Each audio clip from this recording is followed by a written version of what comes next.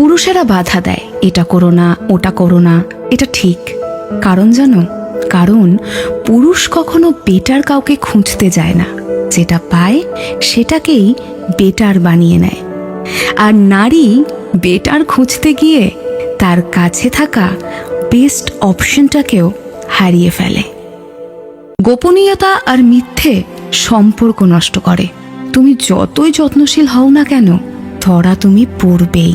কারণ যা অন্ধকারে ঘটে তা তো আলোতে আসবেই। নিজের জীবন সঙ্গী বাছাই করার ক্ষেত্রে একটু সাবধান হন। শুধুমাত্র বাহ্যিক সৌন্দর্য দেখে বিয়ে করলে মানুষটাও যে মনের বাইরেই রয়ে যাবে, এটা কিন্তু অস্বাভাবিক নয়।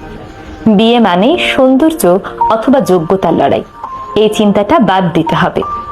সারা জীবন একসাথে থাকার জন্য অঙ্গীকারবদ্ধ হবেন যে মানুষটির সঙ্গে, তার মনটা পড়ে নেওয়াটা কিন্তু ভীষণ জরুরি। মানুষটা কালো, মোটা কিংবা খাটো, এই জিনিসগুলো কিন্তু তার হাতে নেই, বরং এই জিনিসগুলো সম্পূর্ণভাবে সৃষ্টিকর্তা প্রদত্ত। লক্ষ্য করে দেখুন, আপনিও স্বয়ংসম্পূর্ণ নন। তাই যদি কাউকে বাদ দিতে হয়, তার চেহারা দেখে নয়, বরং তার খারাপ মন মানসিকতার জন্য তাকে বাদ দিন। দেখবেন জীবনে অনেক সুখী হবেন।